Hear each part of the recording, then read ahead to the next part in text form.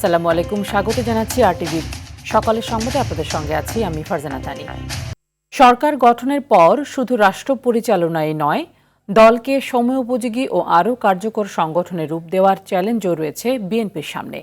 আর সেই লক্ষ্য পূরণেই এক দশকের বেশি সময় পর অনুষ্ঠিত হতে যাচ্ছে দলের সপ্তম জাতীয় কাউন্সিল। দলটির কেন্দ্রীয় নেতারা বলছেন, কাউন্সিলকে ঘিরে প্রস্তুতি নিচ্ছে বিএনপি। দীর্ঘ প্রতীক্ষার পর এই কাউন্সিলে তৃণমূলের প্রত্যাশা পূরণ হবে বলেও জানান তারা। আরও জানাচ্ছেন শামীম চৌধুরী। দীর্ঘ ১৭ বছরের আন্দোলন, মামলা হামলা, কারাবরণ, নির্বাসন আর রাজনৈতিক প্রতিকূলতার পথ পেরিয়ে অবশেষে ক্ষমতার কেন্দ্রে ফিরে এসেছে বিএনপি।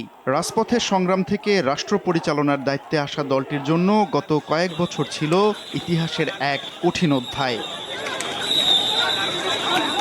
নির্বাচনী লড়াইয়ে নিরঙ্কুশ বিজয়ের মাধ্যমে নতুন অধ্যায়ের সূচনা হয়। তারেক রহমানের নেতৃত্বে সরকার গঠনের পর রাষ্ট্র পরিচালনার পাশাপাশি সামনে এসেছে আরেকটি বড় চ্যালেঞ্জ, দলকে নতুন বাস্তবতার সঙ্গে খাপ খাইয়ে সুসংগঠিত করা।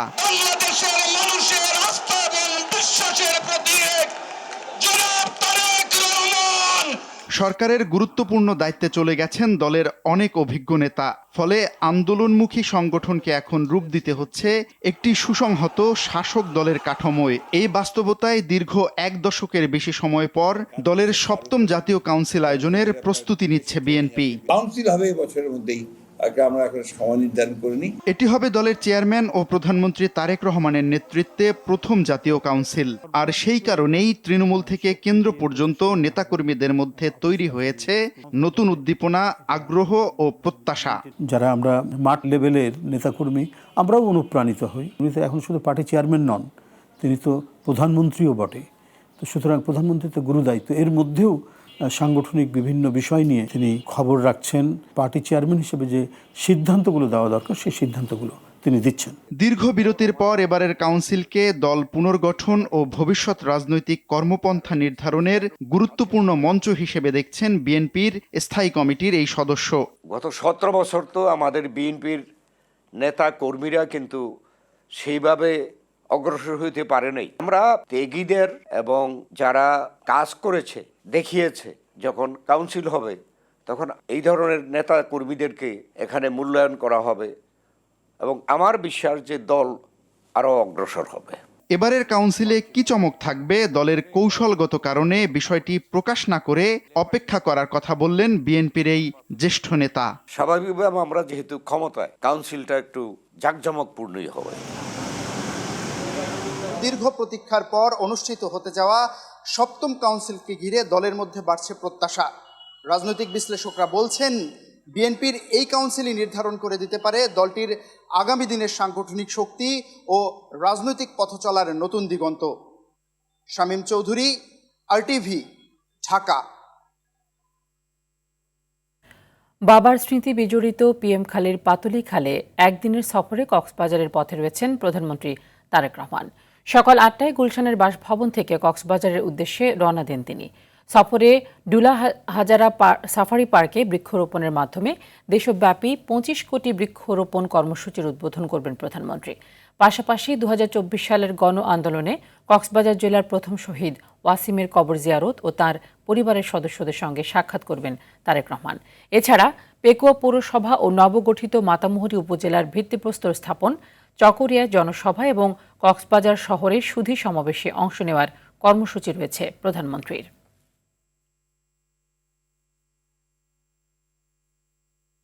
দর্শক, এই মুহূর্তে কক্সবাজারের পাতুলি খাল এলাকায় রয়েছেন সহকর্মী মাইদুর রহমান রুবেল। সরাসরি যুক্ত হচ্ছি তার সাথে। রুবেল, কক্সবাজারের প্রধানমন্ত্রী সফরে বিস্তারিত জানাবেন এবং প্রধানমন্ত্রীর আগমনকে ঘিরে নেতাকর্মীদের মধ্যে উচ্ছ্বাস কেমন দেখছেন? প্রধানমন্ত্রী কক্সবাজারে এসেছেন শুনেছি এবং 10:30 নাগাদ এই মঞ্চে আসার কথা। এটি পাতিলি খাল উদ্বোধন করবেন। এই খালটি তারেক রহমানের পিতা শহীদ রাষ্ট্রপতি জিয়াউর রহমান যে খালটি খনন করেছিলেন, সেই খালটিকে পুনঃখনন করার জন্য আসছে পর্যটন নগরী কক্সবাজারে আসছেন প্রধানমন্ত্রী তারেক রহমান। এবং আপনি জানেন যে আজকে দিনভর নানা কর্মসূচি রয়েছে এবং সকাল থেকেই মুষলধারে বৃষ্টি হয়েছে। এখন বৃষ্টি কিছুটা কমলেও বৃষ্টির মাত্রা এখনও সেই অর্থে কমেনি। আমরা দেখেছি যে এই মঞ্চের সামনে যে নেতাকর্মীরা এসেছেন সবার মাথায় ছাতা এবং সবাই বৃষ্টি উপেক্ষা করাই প্রধানমন্ত্রী তারেক রহমানকে এক নজর দেখার জন্য অপেক্ষা করছেন। সমুদ্র তীরবর্তী এই জনপদের বাসিন্দাদের নানা অভিযোগ রয়েছে, অনুযোগ রয়েছে, তাদের বেশ কিছু দাবিও রয়েছে। তারা যেটি বলছে যে এই পর্যটন নগরী কক্সবাজারে আসলে এই এলাকার মানুষের জীবন মান উন্নয়ন, একই সাথে এই এলাকার মানুষের কর্মসংস্থানের বিষয়গুলি তারা আসলে তা উঠে তুলে ধরবেন। এবং প্রধানমন্ত্রী বাংলাদেশের নির্বাচনের আগে যখন সমাবেশ করছিলেন তারেক রহমান তিনি তখন বলেছিলেন যে সব খাতকেই আসলে সমান গুরুত্ব দিয়ে আসলে তারা কাজ করতে চায়। কেন্দ্রের পাশাপাশি তৃণমূলে উন্নয়নের কাজের কথাও অব্যাহত রাখার কথা বলছিলেন প্রধানমন্ত্রী। এবং সেই ধারাবাহিকতায় আজকের এই সমাবেশ কক্সবাজারে এটি আসলে পথসভা, পাতালি খাল উদ্বোধন করে এখানে একটি পথসভা করবেন এবং বিকেলে তিনি আসলে জনসভাটি করবেন। দিনভর বেশ কিছু কর্মসূচি রয়েছে, সেই কর্মসূচিতে নানান বিষয় উঠে আসবে। তবে এই সমুদ্র তীরবর্তী এই জনপদ কক্সবাজারে মূলত যেহেতু এটি পর্যটনের নগরী, পর্যটন বান্ধব করে তুলে ধরা হবে এমনটাই প্রত্যাশা এই এলাকার বাসিন্দাদের। এবং আমরা এটি দেখেছি সকাল থেকে বৃষ্টি উপেক্ষা করে দলের নেতাকর্মীরা ছাতা মাথায় দিয়ে মূলত এই মঞ্চের সামনে অবস্থান করছে। নিচে পানি, উপরে ছাতা, আসলে মানুষ অনেকটাই নেতাকর্মীরা ভিজে কাক ভেজা হয়েই মূলত তারা অপেক্ষা করছেন তাদের দলের প্রধান অর্থাৎ প্রধানমন্ত্রী তারেক রহমানকে এক নজর দেখার জন্য।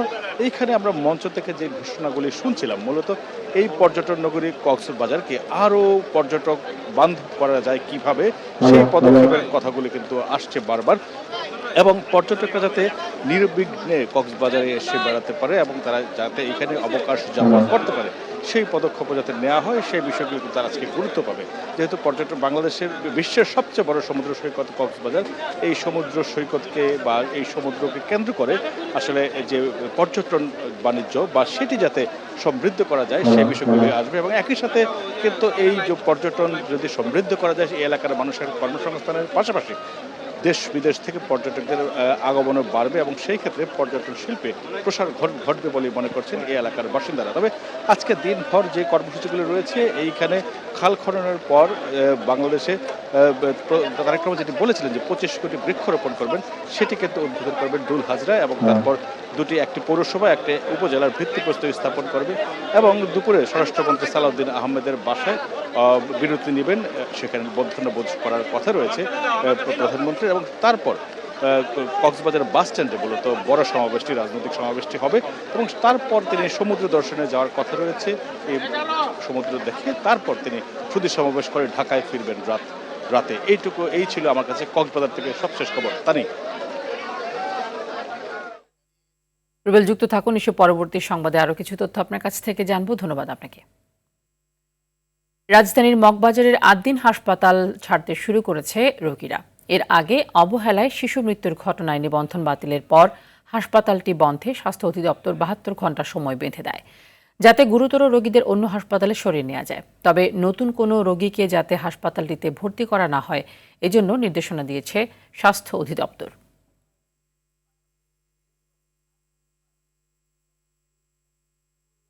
এ বিষয়ে সর্বশেষ অবস্থা জানাতে রাজধানীর মগবাজারের 8 দিন হাসপাতাল থেকে যুক্ত হচ্ছেন সহকর্মী এআর বাদল।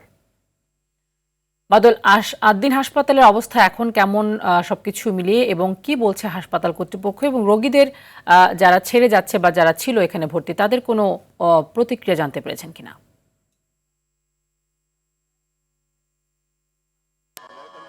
তানি, এই হাসপাতালটিতে যারা আগে থেকেই চিকিৎসা নিত তারা দূর দূরান্ত থেকে আসছেন। আমরা এর মধ্যে কথা বলেছি, দেশের বিভিন্ন প্রান্ত থেকে রোগীরা আসছেন এবং তারা চিকিৎসা নেওয়ার জন্য এখানে যোগাযোগ করছেন। কিন্তু যেহেতু সরকার এই হাসপাতালটির নিবন্ধন বাতিল করেছে সেই কারণে এখানে কার্যক্রম বন্ধ আছে। নিরাপত্তা কর্মীরা তাদেরকে বোঝানোর চেষ্টা করছেন রোগীদেরকে, যারা দূর দূরান্ত থেকে এসেছেন তাদেরকে, যে এই হাসপাতালের কার্যক্রম এখন বন্ধ আছে, নতুন করে কোনো চিকিৎসা দেয়া হচ্ছে না এবং রোগী ভর্তি করা হচ্ছে না। সেই কারণে কিছুটা তারা বাকবিতণ্ডার মধ্যে পড়ছেন এবং কিছুটা বিপাকে পড়তে হচ্ছে, জটিলতা তৈরি হচ্ছে। আমরা দেখছি যারা এসেছেন তাদের মধ্যে কিছু রয়েছে, তারা এসেছেন। এছাড়া বিভিন্ন জটিলতায় বিভিন্ন প্রান্ত থেকে মানুষ আসছেন।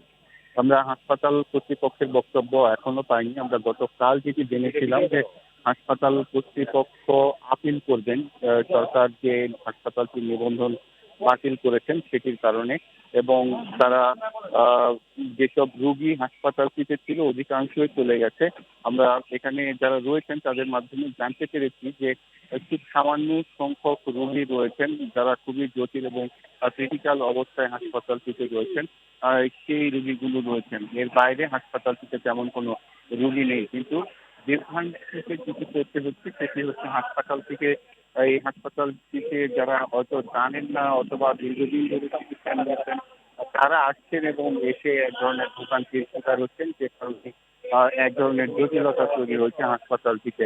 তো স্বাস্থ্য অধিদপ্তরের মনিটরিং আছে যাতে করে হাসপাতালটিতে নতুন করে কোনো রোগী ভর্তি না হয়, সেই পদক্ষেপটি হাসপাতাল কর্তৃপক্ষ বজায় রেখেছে এবং সেই পরিস্থিতির কারণে এখানে রোগীদের একটি জটলা তৈরি হয়েছে এবং আমরা দেখছি কিছুক্ষণ পর পর অনেক রোগী এই হাসপাতালটিতে আসছেন এবং অনেকেই ফিরে যাচ্ছেন। তা নেই। বাদল, ধন্যবাদ আপনাকে।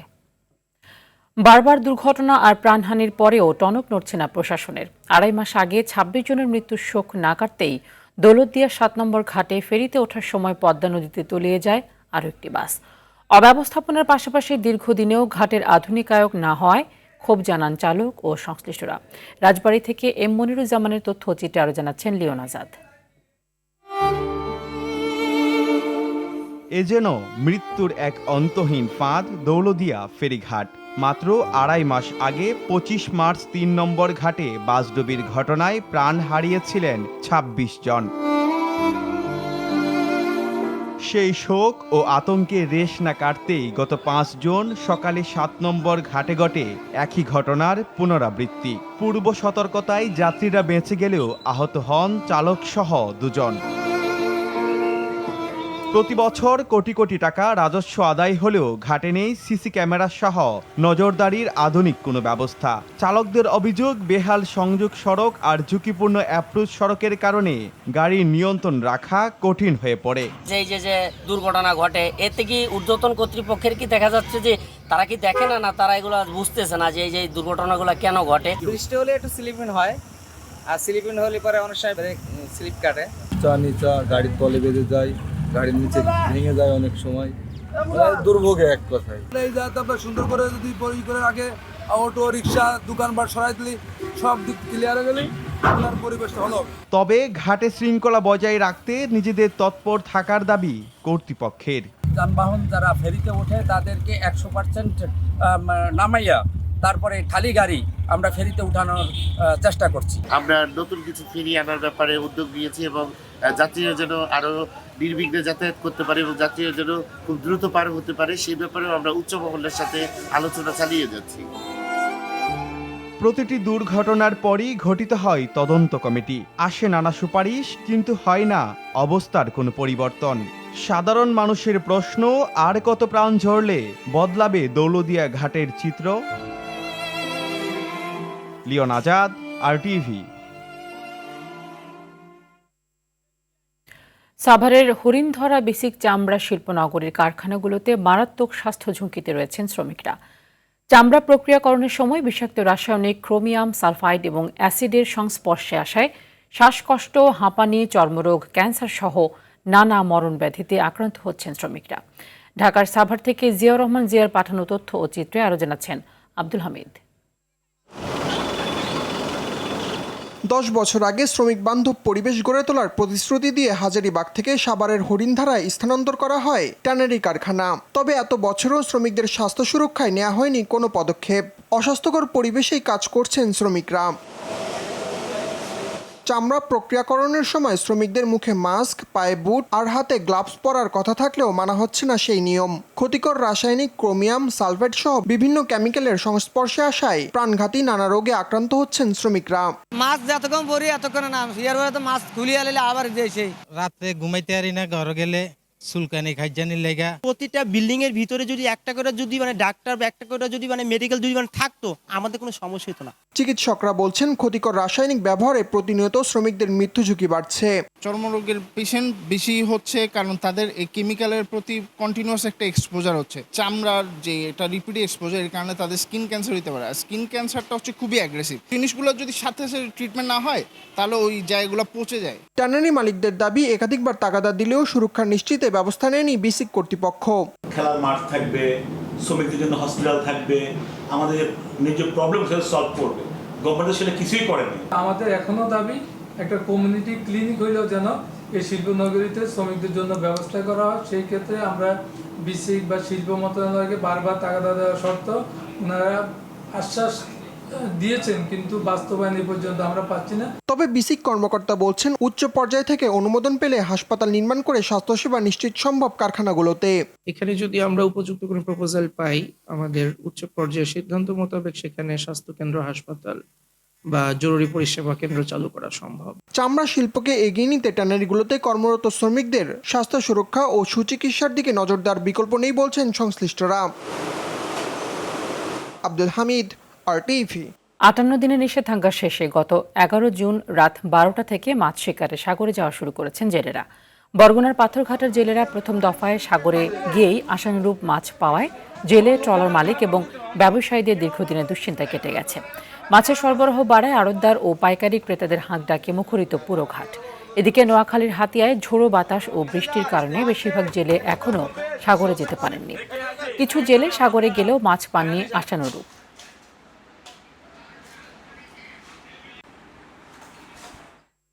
টাঙ্গাইলের ঘাটাইল পৌরসভার বেশিরভাগ সড়কে সৃষ্টি হয়েছে অসংখ্য খানাখন্দের।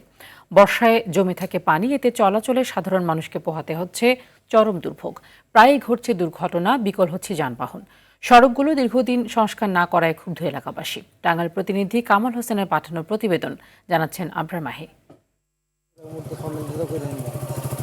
1998 সালে 9টি ওয়ার্ড নিয়ে গঠিত হয় টাঙ্গাইলের ঘাটাইল পৌরসভা। এ দীর্ঘ 28 বছরেও উন্নয়নের কোনো ছোঁয়া লাগেনি পৌরসভাটিতে। গুরুত্বপূর্ণ সড়কগুলোর বেহাল দশা প্রতিনিয়ত ভোগাচ্ছে সাধারণ মানুষকে। পৌর এলাকার সমিল রোড, বাজার রোড, রতনপুর, ঘাটাইল উত্তরপাড়া, চান্দশী, খরাবর, ঝরকা চৌরাস্তা সহ বেশিরভাগ সড়কেই রয়েছে ছোট বড় অসংখ্য গর্ত। সামান্য বৃষ্টিতেই জমছে পানি। পৌরসভার রাস্তা যদি এরকম হয় তাহলে আমাদের জন্য অনেক কষ্টকর এবং বিভ্রান্তকর সমস্যা। এই যে জলাবদ্ধতা, রাস্তাঘাট সড়কগুলো না থাকলে যে গাড়ি ঘোড়া নিয়ে যে পড়ে যাওয়ার সম্ভাবনা থাকে। ভ্যান রিক্সাও চলে না, বাচ্চা কাচ্চা নিয়ে স্কুলেও যাইতে পারে না। আমাদের এই জায়গাটা একটু ঠিক করে দিলে আমাদের জন্য সুযোগ সুবিধা একটু ভালো হয়। সমস্যা হলো যদি একটু বৃষ্টি হয় তাই পানি বাইজা পড়ে। এই যে এখানে পানি বাইজা রয়েছে তাও প্রায় 1 মাস ধরে। মানুষ আসলে যে ভোগান্তিটা যদি গেলে পৌরসভার আসলে উদ্যোগ যদি গেলে না নেয়, এটা আসলে আমাদের জন্য খুবই কষ্টকর একটা জিনিস। এদিকে এ বিষয়ে ক্যামেরার সামনে কথা বলতে রাজি হননি প্রশাসকের দায়িত্বে থাকা উপজেলা নির্বাহী কর্মকর্তা মাহমুদুল হাসান। এটা নিউজ আইটেম না,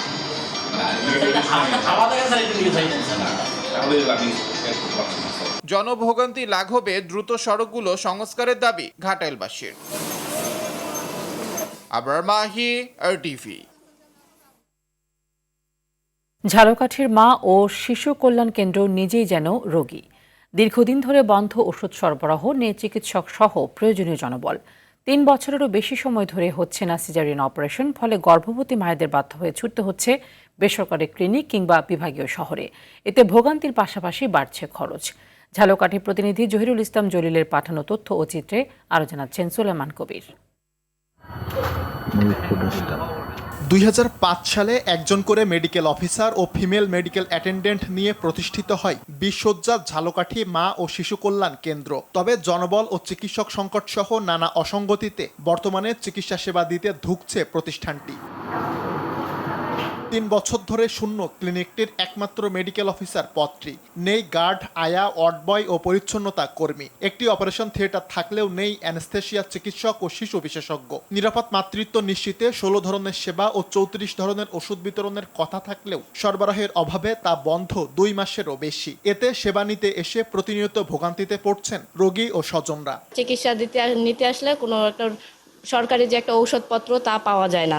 গাড়ি ডাক্তার এদেরকে দেখানো হচ্ছে, যার কারণে গরিব যারা আছে তাদের চিকিৎসা আদৌ পাচ্ছে না। প্রাথমিক চিকিৎসা যেটা আমাদের কাছে আসতো প্যারাসিটামল মেট্রো এগুলো নিতে, এগুলো আমাদের এখন নাই, ওষুধ সাপ্লাই নাই। কিন্তু এমনি সেবা নিতে যারা আসতেছে আমরা আমাদের মতো করে আমাদের যতটুকু সম্ভব আমরা অনেক 100% সেবা দিয়ে যাচ্ছি। শূন্যপদ পূরণ হলে সেবার মান বাড়ানো সম্ভব বলে জানালেন সদ্য যোগদানকৃত অফিস প্রধান। পদগুলো ক্রিয়েট করলে এবং এই পদে যদি স্থায়ী কর্মী দেওয়া যায় সেক্ষেত্রে কাজের গতিটা আরো ফিরে আসবে। তারপরে যারা বর্তমানে যারা আছে কর্মরত যারা আছে আমি বর্তমানে সেবা এটা আরো উন্নত করার চেষ্টা করব। প্রয়োজনীয় জনবল নিয়োগের মাধ্যমে সমস্যার স্থায়ী সমাধানের উদ্যোগ নেওয়ার কথা জানিয়েছে জেলা পরিবার পরিকল্পনা বিভাগ। আগামীতে হয়তো নিয়োগ কার্যক্রম চালু হলে এবং যদি আমাদের অফিসে আরো কয়েকটি পদ সৃজন হয় তাহলে ওই পদে যদি আমাদের দুর্ভিক্ষ জনবল পায় তাহলে সেবার মান আরো ত্বরান্বিত হবে। মা ও শিশুদের নিরাপদ ও মানসম্মত স্বাস্থ্যসেবা নিশ্চিতে দ্রুত প্রতিষ্ঠানটি সংকট দূর করবে সরকার, এমনটাই প্রত্যাশা ভুক্তভোগীদের। সুলাইমান কবির, RTV। সকালের সংবাদ এ পর্যন্তই। মধ্যাহ্নের সংবাদ 12টায় দেখার আমন্ত্রণ রইল। ধন্যবাদ সবাই।